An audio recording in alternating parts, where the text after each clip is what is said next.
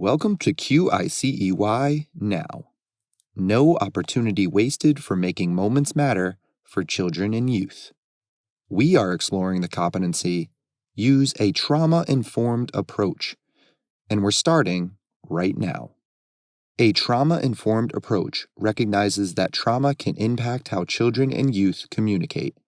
Child welfare professionals need to create a safe environment for children and youth to help them feel comfortable exploring their permanency options. But what does this really mean?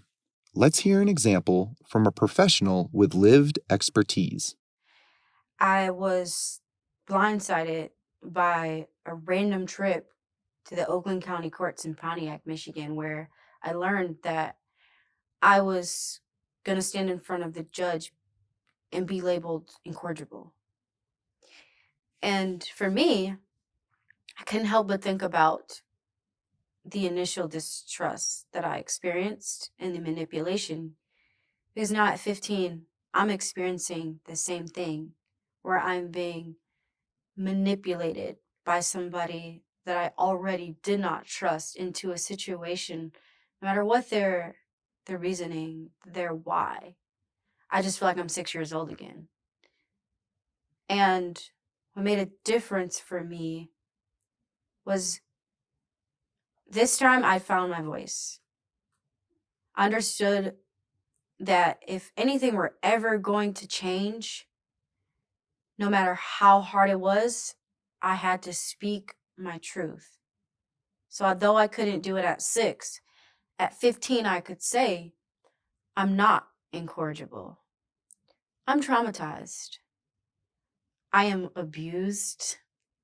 I am neglected. I am cast off, cast out. I am shunned.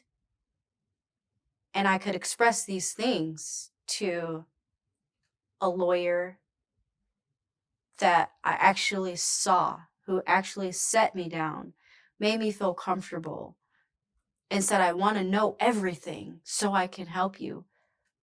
Opposed to, at 6 years old, a lawyer, I didn't even know their name or never saw their face. But this is a person who showed up with full intent to truly be an advocate for me. And for me, that felt like redemption for 6-year-old Deborah. Now that we've heard an example, let's wrap this up with some things you can do to use a trauma-informed approach right now. Understand how trauma and loss impact children and youth during removals, disruptions, placements, and permanency. With this understanding, be empathetic and intentional in developing and utilizing transition strategies and approaches that can help minimize trauma and promote a sense of safety. Authentically engage children and youth to understand what people, places, and things can elicit a trauma response.